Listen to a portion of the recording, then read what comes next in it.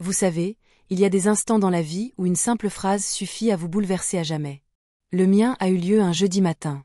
J'étais assise dans un fauteuil en cuir brun à la Banco do Brasil, une liasse de documents entre les mains, retraçant 40 années de mon existence. Je m'appelle Béatrice, j'ai 64 ans, et jusqu'à cet instant précis, je pensais qu'être mère signifiait se sacrifier entièrement pour ses enfants. Absolument tout leur donner. Même lorsqu'ils piétinent votre dignité avec autant d'insouciance qu'on écrase une fourmi. Pendant des années, j'ai cru que l'amour maternel allait de soi, qu'il ne se discutait pas, qu'il était absolu, non seulement dans le cœur d'une mère, mais aussi dans la manière dont ses enfants devaient le chérir et le respecter. Quelle erreur! Il était exactement 10 heures lorsque mon téléphone a vibré. Un message d'André, mon fils unique, celui que j'ai élevé seul après que son père, Carlos, nous ait quittés alors qu'il n'avait que 8 ans. Mon cœur s'est mis à battre plus vite en voyant son nom s'afficher. Pas parce que j'étais inquiète, mais parce qu'en vérité, depuis son mariage il y a 3 ans, nos échanges s'étaient peu à peu espacés, devenus plus secs, plus impersonnels. Comme si j'étais devenue utile uniquement quand un besoin surgissait. Maman, à propos de l'anniversaire de Camilla samedi. Tu n'es pas invitée. Ma femme préfère que tu ne viennes pas. Elle dit que ta présence dérange l'ambiance. J'ai relu ces lignes une fois. Puis encore. Et encore. Les mots ne changeaient pas, mais mon esprit refusait d'y croire. J'étais là, dans le bureau du directeur, au moment même où je venais de transférer 350 000 réaux depuis mon compte pour conclure l'achat de leur maison. Et pendant ce temps, mon propre fils m'annonçait par message que je n'étais pas la bienvenue à la fête de sa belle-fille. C'était tellement surréaliste que j'en aurais presque ri. J'étais en train de dilapider toutes mes économies pour les aider à accomplir leur rêve immobilier, pendant qu'on m'écartait froidement d'un événement familial que j'avais pourtant contribué à rendre possible. « Tout va bien ?» m'a demandé le directeur en voyant mon visage se figer. Non, ça n'allait pas. J'étais anéantie. Mais au fond de moi, une prise de conscience émergeait, douloureuse mais nécessaire. Être mère ne signifie pas se transformer en paillasson émotionnel. Je me suis levée doucement. « Je peux passer un appel rapide ?» ai-je demandé. Ma main tremblait un peu, non pas à cause du stress, mais sous l'effet d'une colère sourde, d'une indignation qui montait lentement. Je me suis dirigée vers la zone discrète de la banque pour passer mon coup de fil. Il a décroché rapidement. « Salut maman. Tu as vu mon message ?» La légèreté de son ton m'a glacée. Comme si m'exclure d'un événement familial était parfaitement banal. Comme si c'était normal d'écarter sa propre mère sans le moindre remords. Comme si j'étais une voisine gênante qui débarque parfois à l'improviste. Si, mon fils. Je voulais juste être sûre d'avoir bien compris. Oh, maman, ne sois pas comme ça. C'est juste que Camilla est nerveuse pour ces choses de famille. Tu sais à quel point elle est perfectionniste, et ce dîner réunira ses amis importants, des collègues. Elle veut que ce soit une soirée spéciale, sans sa belle-mère embarrassante, sans la femme qui a trimé pendant des années pour qu'il puisse avoir l'éducation qui l'a mené là où il est aujourd'hui. Et moi, je rends les choses moins spéciales. N'est-ce pas, maman ? Écoute, tu comprends, ce sont des gens différents, avec des normes sociales différentes. Camilla a peur que tu te sentes déplacée. Déplacée, comme si j'étais un objet déplacé. Comme si une femme qui a construit toute sa vie de ses propres mains ne savait pas se comporter en public. Normes sociales différentes, répétais-je lentement, en laissant les mots pénétrer. Et quelles sont mes normes sociales, André ? Maman, ne complique pas les choses. Tu sais que Camilla vient d'une famille plus traditionnelle, avec des coutumes différentes. Et toi, avec ta façon plus simple, le mot qu'ils utilisaient pour me rabaisser, sans paraître cruel. Je comprends parfaitement, André. C'est super. Je savais que tu comprendrais. On peut déjeuner dimanche si tu veux. Juste tous les trois, très détendus. Calme, idéal pour une mère incommode. Une réunion sereine où je ne gênerai personne d'important. Bien sûr, fiston. Au revoir. J'ai raccroché et suis restée là quelques minutes, à observer l'activité de la banque, les allées et venues des gens, vaquant à leurs occupations, à leurs rêves, à leurs projets. Et me voilà, sur le point de confier le fruit de mon travail à un fils qui me traitait comme un obstacle social. Mais à cet instant, quelque chose de fondamental a basculé en moi. C'était comme si un brouillard qui avait obscurci ma vision pendant des années s'était soudainement dissipé. J'étais utilisée financièrement, mais socialement jetable. Je suis retournée au bureau du directeur avec une lucidité d'esprit que je n'avais pas ressentie depuis des décennies. J'ai changé d'avis, ai-je simplement dit. Que voulez-vous dire, Madame Béatrice ? Je veux annuler ce virement. L'homme m'a regardé comme si j'avais perdu la tête. Mais, madame, tout est déjà en place. Les papiers sont prêts, l'entreprise de construction attend. C'est 350 000 $. Annulez, s'il vous plaît. Êtes-vous sûr? C'est une somme énorme, et il pourrait y avoir une amende pour rupture de contrat. J'en suis absolument certaine. Puis-je vous demander la raison du changement? Je l'ai regardé et j'ai souri pour la première fois ce matin-là, car je venais de découvrir que je méritais plus de respect que ce que j'obtiens. Tandis qu'il tapait sur l'ordinateur, je me suis souvenu des 30 dernières années. Le petit André, assis à la table de la cuisine, faisant ses devoirs pendant que je cousais jusqu'au petit matin pour payer son école privée. Les nuits blanches à finir les robes de mariée pour économiser pour les livres universitaires. Les week-ends à confectionner des layettes pour bébé au lieu de me reposer pour qu'il puisse prendre des cours d'anglais. Je me suis souvenu du nombre de fois où j'avais refusé des invitations d'amis à sortir, du nombre de films que j'avais séchés au cinéma, du nombre de nouveaux vêtements que j'avais manqués pour moi. Tout cela pour qu'André ait le meilleur, pour ne manquer de rien. Maman, quand je serai grand, je prendrai soin de toi, m'a-t-il dit à 10 ans, en me regardant coudre, les yeux rouges d'épuisement. Tu n'as pas à t'occuper de moi, mon fils. Tu dois juste m'aimer. Quelle naïveté j'avais. Je croyais que l'amour signifiait gratitude, respect, inclusion. J'ai découvert que pour lui, l'amour signifiait une tolérance polie entre les paiements de factures. Voilà, Madame Béatrice. Virement annulé, annonça le gérant. L'argent reste sur votre compte. Merci. J'ai quitté la banque avec un sentiment étrange. Ce n'était ni du soulagement, ni de la tristesse.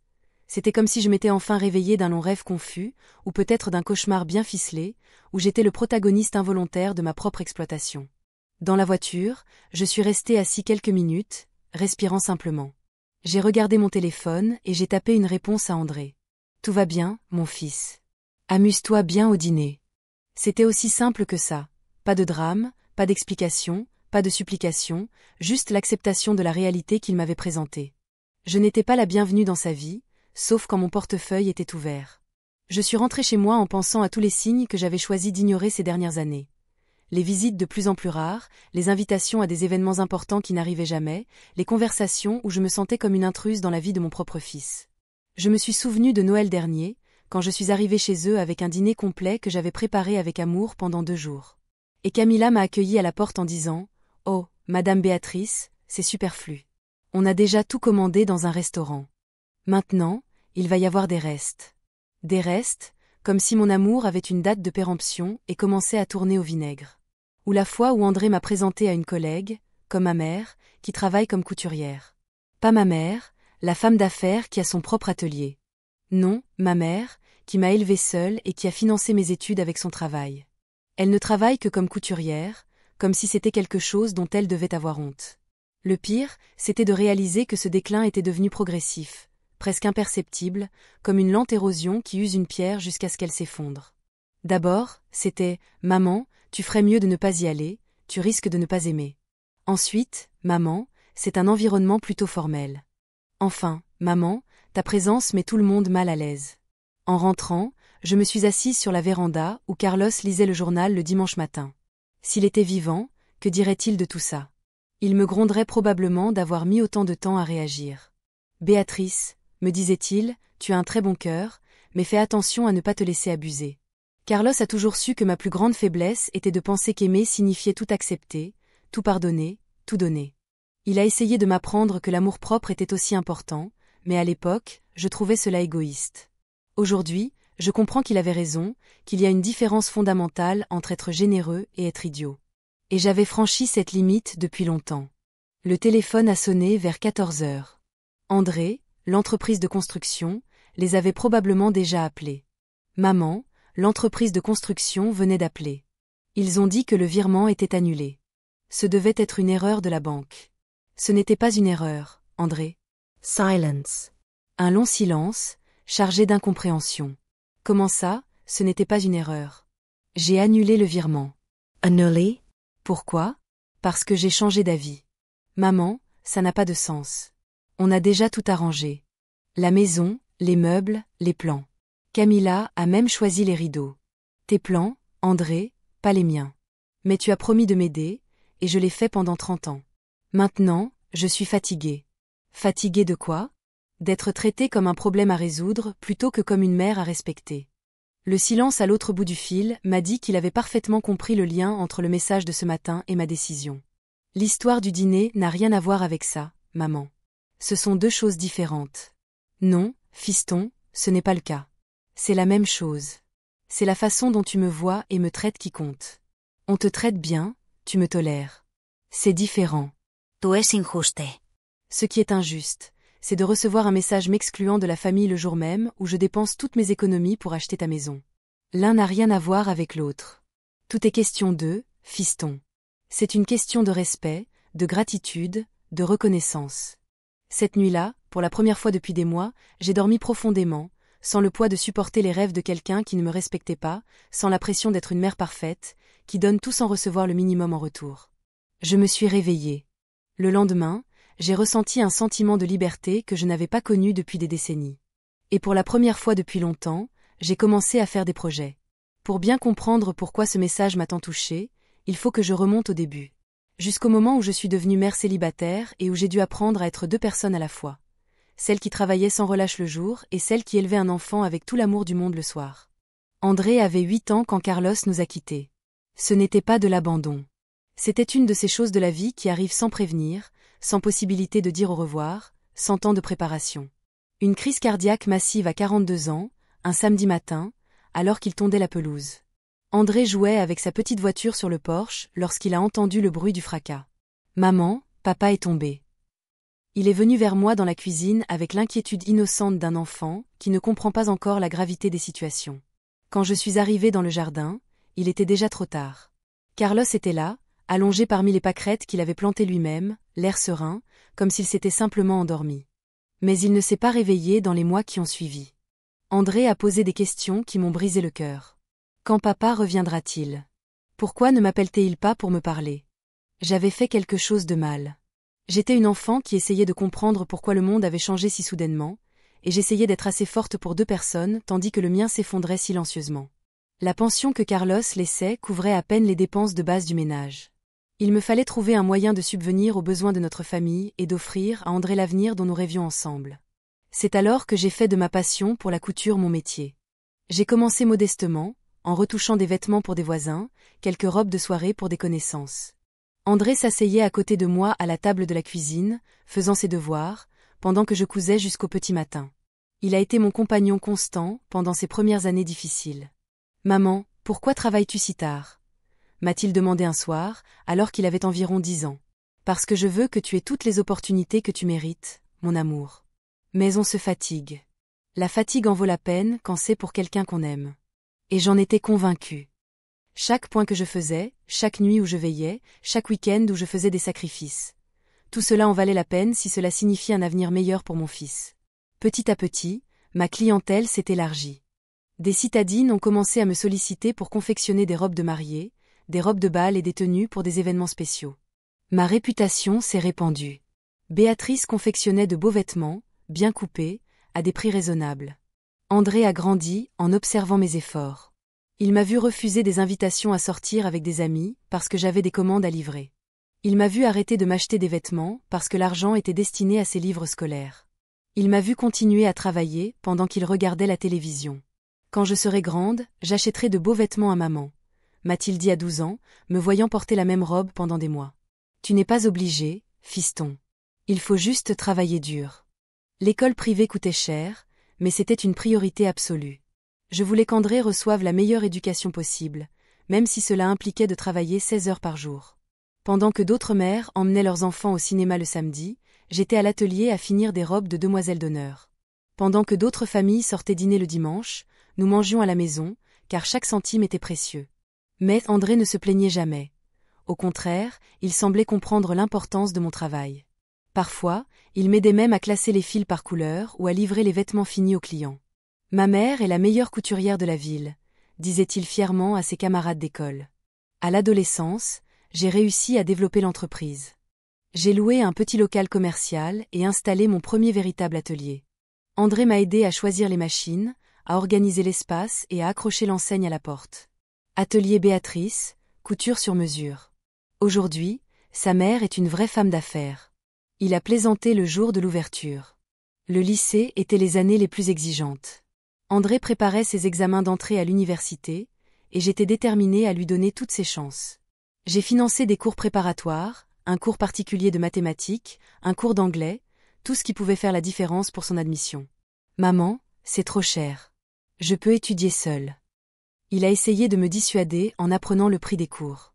L'éducation n'est pas une dépense, c'est un investissement. Et tout investissement en vaut la peine. J'ai travaillé plus dur que jamais. J'acceptais toutes les commandes, aussi complexes soient-elles, robes de mariée sophistiquées, costumes de carnaval, uniformes pour des entreprises entières.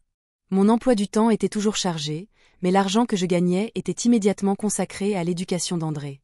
Lorsqu'il a accepté un diplôme d'ingénieur civil dans une prestigieuse université privée, j'ai pleuré de joie. Tous ces efforts en valaient la peine. Mon fils serait ingénieur, une profession respectée, un brillant avenir devant lui. Merci, maman. Sans toi, je n'y serais jamais parvenue. Il me l'a annoncé le jour des résultats. Son fils a réussi grâce à son mérite. J'ai simplement fourni les conditions. L'université impliquait de nouvelles dépenses, des frais de scolarité élevés, du matériel pédagogique coûteux, des projets nécessitant un équipement spécialisé, mais je n'ai pas hésité une seconde. J'ai travaillé encore plus dur, accepté encore plus de commandes et renoncé encore plus à ma vie sociale. Ce furent 5 années de dévouement total, 5 années où j'ai pratiquement vécu pour travailler et m'assurer qu'André obtienne son diplôme sans dette, sans soucis financiers, avec tous les outils nécessaires pour devenir un bon professionnel. Pendant ses études, André a rencontré Camilla, une jeune fille issue d'une famille traditionnelle de la ville, fille d'un homme d'affaires connu, qui étudiait le graphisme dans une université privée encore plus chère que la sienne. Lorsqu'il m'a parlé d'elle, j'ai immédiatement compris que je ne faisais pas partie de son univers. C'est une mère exceptionnelle, très intelligente, très cultivée. Sa famille occupe une position sociale importante en ville. Position sociale ? Une expression qu'André n'avait jamais utilisée auparavant. Lorsqu'il a amené me rencontrer pour la première fois, la différence était flagrante. Camilla était élégante, bien habillée, et parlait avec la diction parfaite de quelqu'un qui avait étudié dans des écoles prestigieuses toute sa vie. Elle m'a salué poliment, mais j'ai remarqué que son regard s'attardait sur notre maison simple, mes meubles modestes, mes vêtements de travail. Enchantée de vous rencontrer, Madame Béatrice. André parle beaucoup de vous, a-t-elle dit avec un sourire qui n'atteignait pas ses yeux. Avec plaisir, ma chère. André m'a dit que vous étudiez le design. Ça doit être intéressant. Oui, je prévois de travailler avec de grandes marques après avoir obtenu mon diplôme. Mon père a déjà des contacts sur le marché. Des contacts, des réseaux d'influence, des choses que je ne pourrais jamais offrir à mon fils. Au cours de notre relation, j'ai remarqué qu'André changeait subtilement. Il commençait à se soucier davantage des vêtements, des endroits qu'il fréquentait, des gens qu'il fréquentait. Ce n'était pas forcément une mauvaise chose. C'était naturel pour lui de vouloir s'intégrer à l'univers de sa petite amie. Mais j'avais l'impression que notre lien se perdait au passage. Maman, à propos de la remise des diplômes ? Il me l'a dit quelques semaines avant la cérémonie. Ça se passera dans un hôtel très chic. Et Camilla s'inquiétait de savoir si tu te sentirais à l'aise. À l'aise ?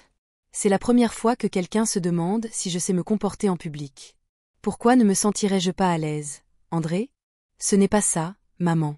C'est juste que, eh bien, ce sont des gens différents, des hommes d'affaires, des familles traditionnelles de la ville. Camilla a peur que tu te sentes intimidée. Intimide ? Comme si j'étais un rustre qui n'avait jamais quitté la maison. Mon diplôme a été financé par mon travail, André. Je pense que j'ai le droit d'être là. Bien sûr que tu y es. Ce n'est pas ça. C'est juste, laisse tomber. Bien sûr que tu seras là. Je suis allée à la remise des diplômes, mais je me suis pas sentie à ma place tout le temps, pas à cause des gens ou de l'ambiance. Je m'habillais bien, je me comportais convenablement et je parlais poliment à tous ceux qui s'approchaient. Je me sentais à ma place parce que, pour la première fois, j'ai réalisé que mon propre fils était gêné par moi.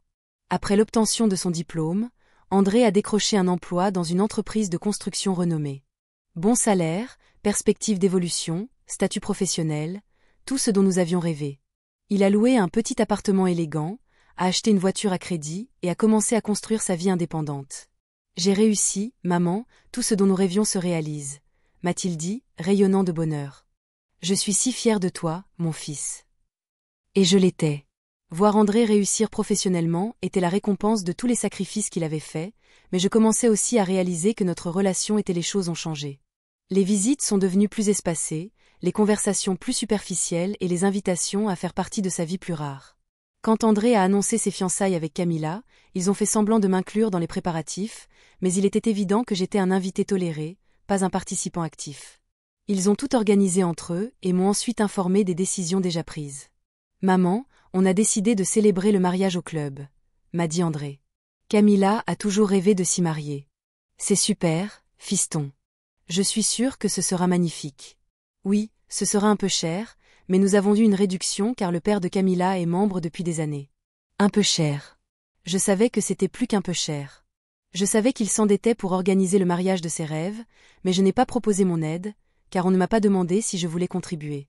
Le mariage était vraiment magnifique, élégant, sophistiqué, exactement comme Camilla l'avait rêvé.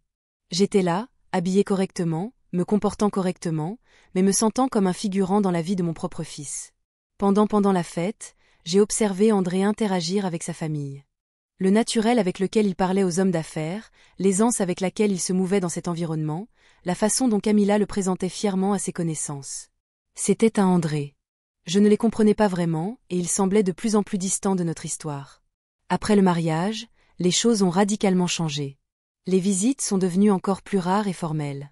André m'appelait une fois par semaine pour prendre de mes nouvelles, mais c'était des conversations brèves et superficielles, comme s'il remplissait une obligation. Camilla était toujours polie avec moi, mais jamais chaleureuse. Elle me traitait avec cette cordialité formelle qu'on offre aux connaissances lointaines, ne manifestant jamais un réel intérêt pour ma vie ou mon travail. C'est à cette époque qu'ont commencé les exclusions subtiles, des invitations à des événements importants qui n'arrivaient jamais, des fêtes de famille dont je n'ai appris l'existence que plus tard, des voyages qu'il faisait sans même en parler. Tout était si précipité, maman. André se justifierait quand je l'apprendrais. Nous n'avions même pas le temps de tout dire à tout le monde. À tout le monde. Comme si j'étais tout le monde. Et maintenant, 3 ans plus tard, nous voici avec André. Il m'a envoyé un texto disant que ma présence mettait tout le monde mal à l'aise. Le jour même où je dépensais toutes mes économies pour acheter la maison qu'il convoitait, l'ironie était trop cruelle pour être ignorée. 30 ans de sacrifice, 30 ans d'amour inconditionnel, 30 ans à faire passer ses besoins avant les miens. Résultat, un message m'excluant de ma propre famille. Mais peut-être que cette exclusion était exactement ce dont j'avais besoin pour enfin ouvrir les yeux. La commande pour la maison était arrivée 2 semaines avant ce jeudi fatidique. André m'a appelé un mardi soir avec une excitation dans la voix que je n'avais pas entendue depuis des lustres. « Maman, j'ai une nouvelle incroyable. Nous avons trouvé la maison idéale. » Mon cœur s'est immédiatement réchauffé. Mon fils, heureux, a toujours été ma plus grande joie, même si ces dernières années, ce bonheur m'est venu de plus en plus loin. Comme c'est merveilleux, mon fils. Raconte-moi tout. Elle est située dans une rue résidentielle calme, 3 chambres, 2 suites, un grand jardin, un garage double. Exactement ce que nous recherchions pour fonder notre famille. Fonder notre famille. Ces mots m'ont ému, la perspective d'avoir des petits-enfants, de voir André devenir père, de voir notre famille s'agrandir. Ça doit être cher, ai-je commenté, connaissant l'état du marché immobilier. Oui, je ne vais pas mentir, c'est 400 000 $, mais, maman, c'est l'investissement d'une vie. Une maison à nous dans un quartier gentrifié avec tout ce dont nous avons toujours rêvé. $400,000, $1,000. Une somme qui représentait pratiquement toutes mes économies. De l'argent que j'avais économisé pendant des décennies, centime par centime, en sacrifiant de petits plaisirs, en remettant à plus tard des rêves personnels, en vivant modestement pour avoir une réserve sûre. C'est vraiment beaucoup d'argent, ai-je répondu, essayant de traiter l'information. Le problème, c'est que nos revenus ne suffisent pas pour obtenir un prêt à taux plein. Il nous faudrait un acompte d'au moins 300 000 pour que la banque approuve le reste avec des intérêts adaptés à notre budget. 300,000? Presque toutes mes économies. Et tu as cet acompte? Non, maman. C'est le marché. Nous n'avons que 50 000 d'économies. Nous essayons d'examiner toutes les options possibles. Mais bon, je sais que c'est beaucoup demandé, mais pourrais-tu nous prêter? Prêter? Le mot sonnait bizarre. Les prêts ont des conditions, des intérêts et des modalités définies, mais je savais que ce n'était pas ce qu'ils proposaient. De combien aurais-tu besoin exactement? Ai-je demandé, sachant déjà que quel que soit le montant qu'il me dirait, j'essaierais de lui fournir. En fait, maman, en discutant avec Camilla, nous avons pensé à quelque chose. Si tu pouvais payer la totalité d'un coup, on pourrait obtenir une bonne réduction et on n'aurait plus de mensualité qui pèserait sur notre budget pendant des années. D'avance, 400 000 $. Tout l'argent que j'avais au monde. André, c'est pratiquement tout ce que j'ai économisé pour ma sécurité. Je sais, maman, je sais que c'est beaucoup, mais réfléchis c'est un investissement pour l'avenir de notre famille. Une maison est un bien qui ne fait que prendre de la valeur. Et dès que notre situation financière s'améliorera, on te dédommagera d'une manière ou d'une autre. Te dédommager d'une manière ou d'une autre. Des mots vagues, sans engagement réel. Ce n'était pas un prêt qu'il demandait, c'était un don déguisé. Et si j'avais une urgence? Si j'avais besoin de cet argent pour un traitement médical ou une situation imprévue? Oh, maman, tu es en bonne santé, tu as plein d'énergie et tu peux toujours compter sur nous pour tout. On est une famille, n'est-ce pas? Le mot qu'il utilisait quand il avait besoin de quelque chose, mais qu'il semblait oublier en d'autres occasions. J'ai besoin de réfléchir calmement, André. Bien sûr, je comprends parfaitement, mais l'entreprise de construction nous donne jusqu'à vendredi pour conclure l'affaire. Après cela, d'autres parties intéressées sont en lice. La pression du temps, l'urgence artificielle, des tactiques que je connaissais du monde des affaires, mais qui me dérangeaient venant de mon propre fils. Ok, fiston. J'analyserai ma situation et te donnerai une réponse. Merci, maman. Je savais que je pouvais compter sur toi. Camilla sera aux anges quand je lui dirai que tu envisages cette option. J'ai passé 2 jours à agoniser. 40 ans de dur labeur, résumés dans un compte en banque qui serait vide pour réaliser les rêves des autres. De l'autre côté, c'était mon fils, le garçon que j'ai élevé seul, à qui j'ai consacré toute ma vie. Jeudi, j'ai pris la décision que je pensais être la bonne à ce moment-là. André, je vais t'aider. Le cri de joie à l'autre bout du fil m'a fait chaud au cœur. Cela faisait longtemps que je n'avais pas été une source de bonheur aussi grande pour lui. Maman, tu es incroyable. Je t'aime tellement. Je veux juste te voir heureux, mon fils. Camilla n'en reviendra pas. On était si inquiets, et maintenant tout ira bien. Mais promets-moi une chose. N'importe quoi. Promets-moi que tu feras de cette maison un foyer rempli d'amour et que tu m'incluras dans cette nouvelle étape de votre vie. Bien sûr, maman. Comment as-tu pu penser autrement? Comment aurais-je pu penser autrement? Ce week-end, j'ai rassemblé tous les documents nécessaires. J'ai contacté mon comptable pour comprendre les implications fiscales d'une transaction aussi importante. Je suis allée à la banque pour déposer la demande. André m'appelait tous les jours pour prendre des nouvelles. Il était euphorique, il faisait des projets, rêvait grand de la nouvelle vie qu'ils allaient avoir. Maman, Camilla regarde déjà les meubles. Elle a un sens incroyable de la décoration. C'est super, fiston. Je suis sûre que tu créeras un bel espace. Et on pense organiser une pendaison de crémaillère une fois installée. Ce sera génial. Une pendaison de crémaillère dans la maison que je payais entièrement. Je me demandais si j'y serais inclus ou si ce serait une autre occasion où ma présence serait jugée inappropriée. Lundi, j'ai officiellement entamé les démarches de transfert. Le gérant m'a demandé à plusieurs reprises si j'étais sûre de la transaction. C'est une somme énorme, Madame Béatrice. Presque toutes vos réserves. C'est pour que mon fils achète sa première maison. Ça en vaut la peine. Je comprends. Ça doit être très gratifiant de pouvoir aider comme ça. Gratifiant. Je l'espérais vraiment. Mardi, Camilla m'a appelé. C'était la 2e fois de ma vie qu'elle m'appelait directement, alors j'ai été surpris. Bonjour, Madame Béatrice. Comment allez-vous? Ça va, ma chérie. Et vous? Super. Écoutez, je voulais vous parler de quelque chose. Samedi, c'est mon anniversaire, et comme par hasard, c'est pile au moment où la maison est libre. Quelle belle coïncidence. Oui. Et on a pensé à fêter ça, à faire quelque chose de spécial pour marquer ce double rendez-vous, vous savez? Bien sûr. Puis-je aider à l'organisation? Non. Merci.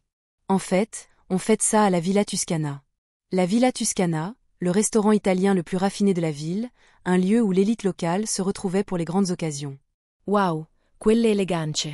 Ça va être une sacrée fête. Oui, ce sera très intime. Que des gens de notre entourage. Notre entourage, pas le mien. On pourra déjeuner ensemble dimanche. Rien que tous les 3. Plus intime, plus intime. In time.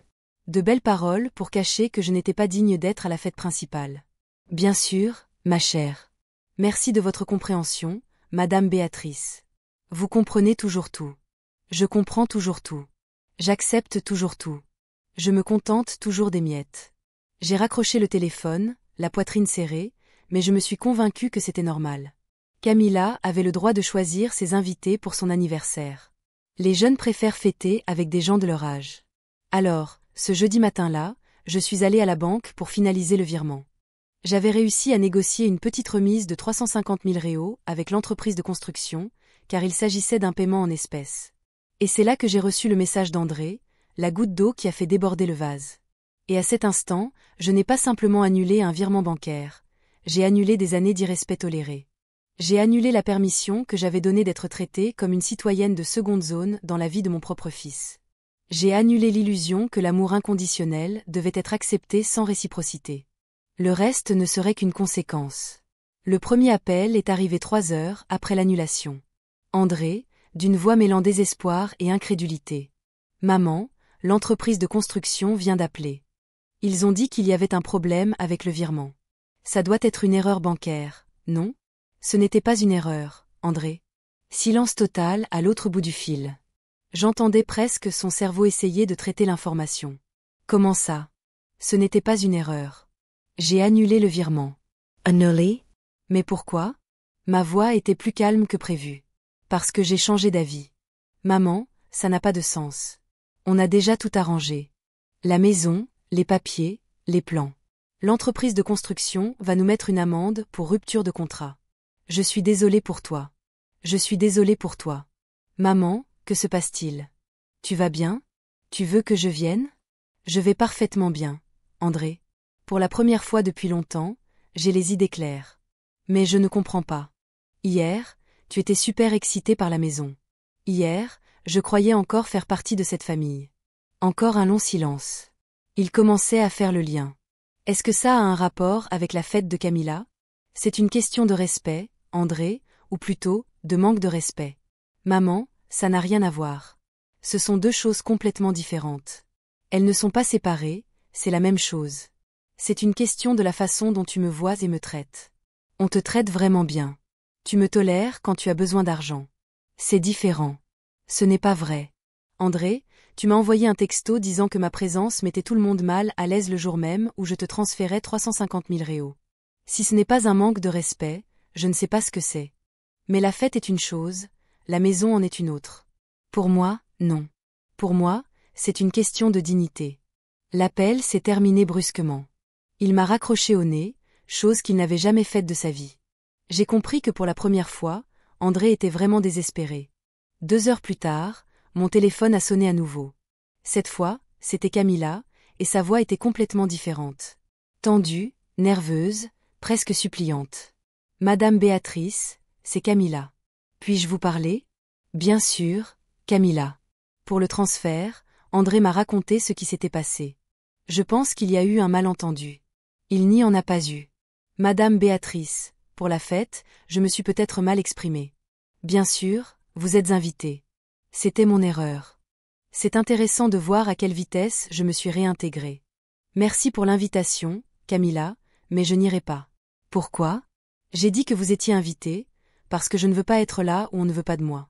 Et vous avez clairement fait savoir que non. Ce n'est pas ce que je voulais dire.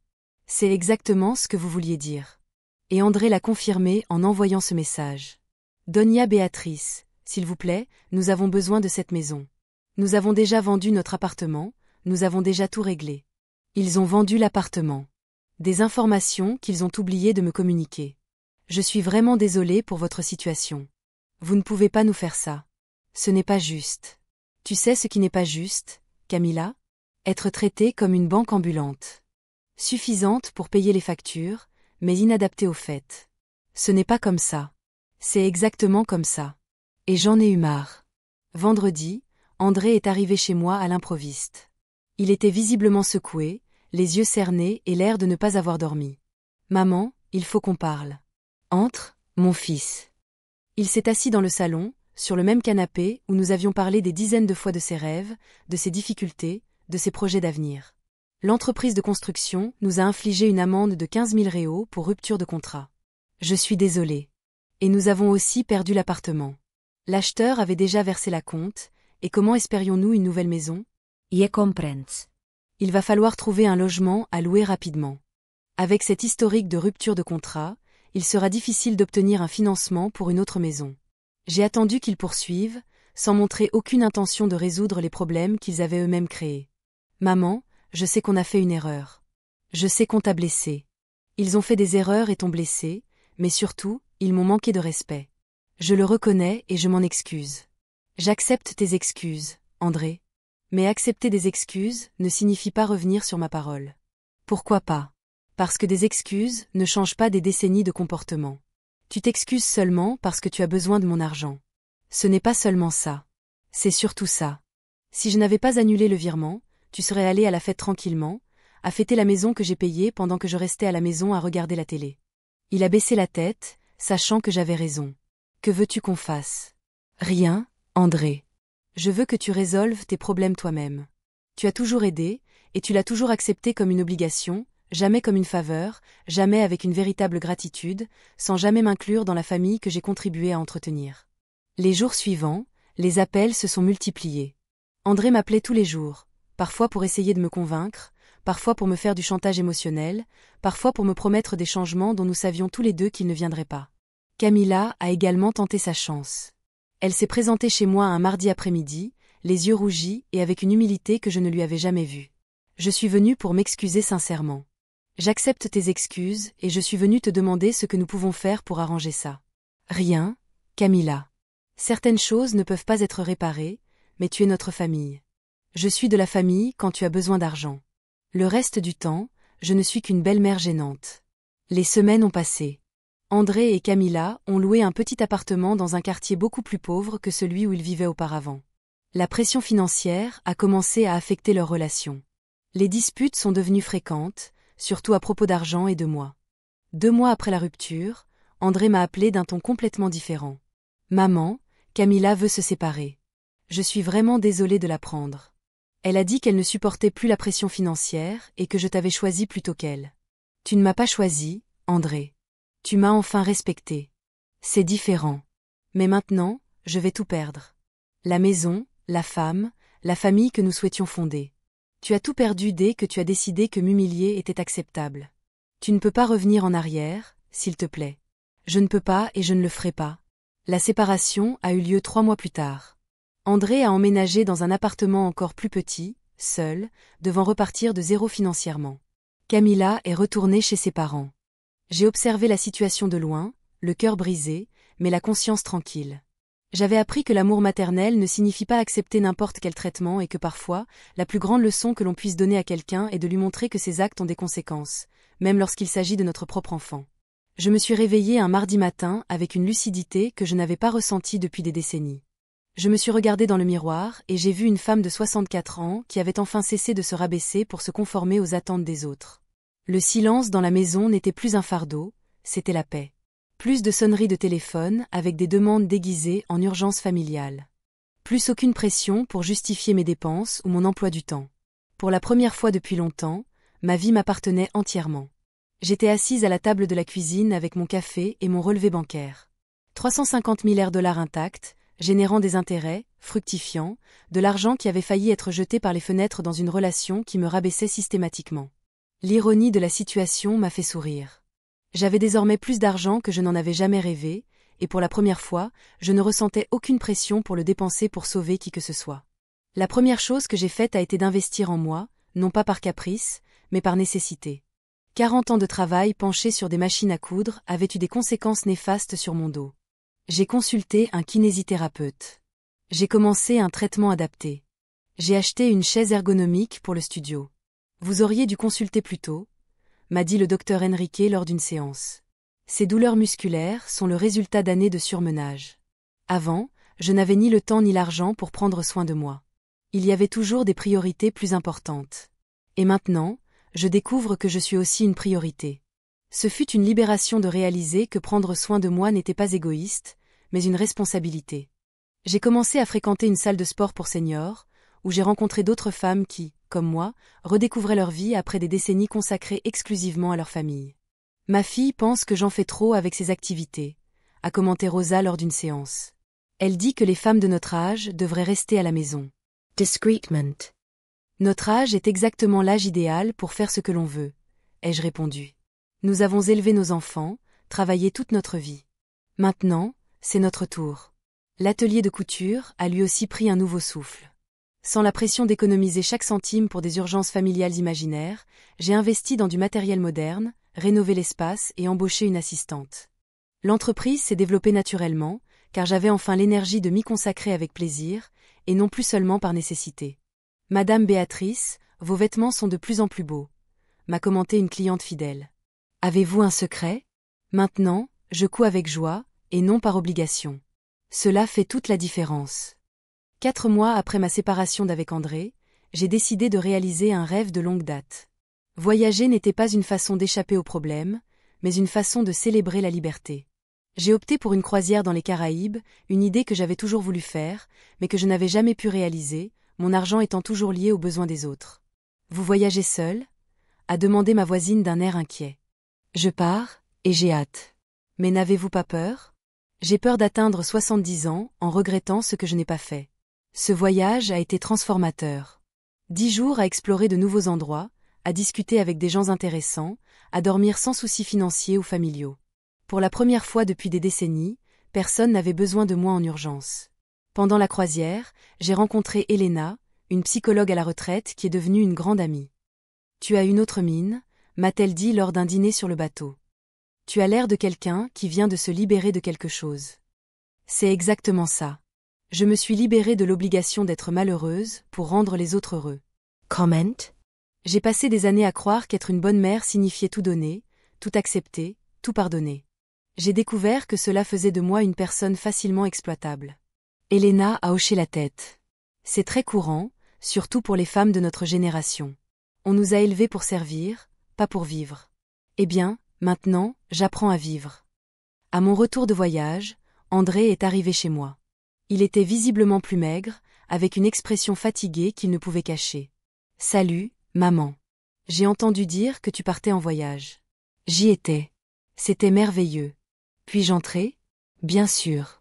Il s'est assis dans le salon et a passé quelques minutes à observer les changements que j'avais apportés à la décoration. Nouveaux meubles, plantes, tableaux achetés pendant le voyage. La maison est différente. Elle l'est. J'y investis enfin. Maman, je voulais te parler. J'entends tout ce qui s'est passé. La séparation, la maison, la façon dont on t'a traité. J'ai attendu en silence. J'ai beaucoup compris ces derniers mois. J'ai compris qu'on t'avait toujours traité comme une garantie, pas comme une personne. C'était la première fois qu'il disait ça. Et qu'as-tu l'intention de faire de cette découverte? Je voulais vraiment m'excuser, non pas parce que j'ai besoin de quoi que ce soit, mais parce que je reconnais qu'on a fait une grosse bêtise. J'accepte tes excuses et je voulais te demander si on peut réessayer. Ne pas revenir en arrière, mais construire quelque chose de nouveau. J'ai regardé mon fils et j'ai vu, pour la première fois depuis des années, une véritable humilité. On peut essayer, mais à des conditions claires. Quelles conditions? Premièrement, notre relation ne peut plus tourner autour de l'argent, ni le mien ni le tien. Je suis d'accord. Deuxièmement, tu dois me respecter en tant que personne, et pas seulement me tolérer comme une mère gênante. Je suis d'accord. Troisièmement, si tu veux faire partie de ma vie, tu dois y montrer un réel intérêt. Ne pas te contenter d'être présent quand tu as besoin de quelque chose. Je comprends. Et quatrièmement, je n'abandonnerai plus mes projets de résoudre les problèmes des autres, ni les tiens. Il resta pensif quelques instants. Ça veut dire que si je rencontre des difficultés, tu les résoudras toi-même, en adulte. Et si tu rencontres des difficultés, j'accepterai ton aide concrète, pas une aide financière. C'est tout à fait juste. Au cours des mois suivants, André et moi avons bâti une relation totalement nouvelle. Il me rendait visite régulièrement, toujours en prévenant.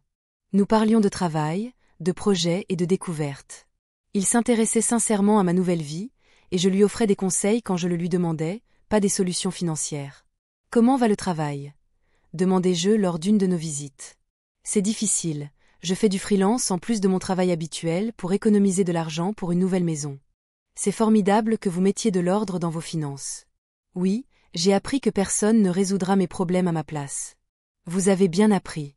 1 an après l'annulation du transfert, j'ai fait quelque chose que je n'aurais jamais imaginé. Je me suis inscrit à un cours de danse de salon. Non pas pour trouver un partenaire, mais pour mon plaisir personnel. Madame Béatrice, vous êtes radieuse, a commenté mon professeur de danse. Vous semblez avoir rajeuni. C'est juste que j'ai enfin arrêté de vivre la vie des autres et commencé à vivre la mienne. Lors d'un cours, j'ai rencontré Miguel, un veuf de 68 ans qui, comme moi, redécouvrait la vie après des décennies de dévouement à sa famille. Vous avez une énergie contagieuse, m'a-t-il dit pendant une pause. J'ai beaucoup d'énergie, maintenant que j'ai arrêté de la gaspiller avec des gens qui ne m'apprécient pas. Je comprends parfaitement. Mes enfants aussi pensent qu'ils existent pour résoudre leurs problèmes. Et vous, les résolvez-vous? J'ai arrêté. La meilleure chose que j'ai faite. Miguel est devenu un grand ami, puis un compagnon privilégié. Ce n'était pas une histoire d'amour de jeunesse désespérée. C'était une connexion mature entre deux personnes qui ont découvert qu'elles étaient libres d'être heureuses. Vas-tu présenter Miguel à André? A demandé Elena lors d'un de nos cafés hebdomadaires. Je le ferai, mais je ne demanderai pas son approbation. Je le lui ferai savoir. Et s'il n'approuve pas, c'est son problème. Lorsque j'ai présenté Miguel à André, j'ai réalisé que mon fils avait vraiment mûri. Enchanté, a dit André poliment. Ma mère semble très heureuse ces derniers temps. C'est une femme incroyable, a répondu Miguel. Forte, indépendante, pleine de vie. Elle l'est vraiment. Il m'a fallu du temps pour m'en rendre compte. Aujourd'hui, 2 ans après ce jeudi à la banque, je mène une vie que je n'aurais jamais imaginée possible. J'ai la santé, de l'argent, des relations saines, des projets personnels et une dignité préservée. André et moi entretenons une relation respectueuse et aimante, mais sans dépendance. Il a appris à apprécier ma présence, car elle n'est plus garantie.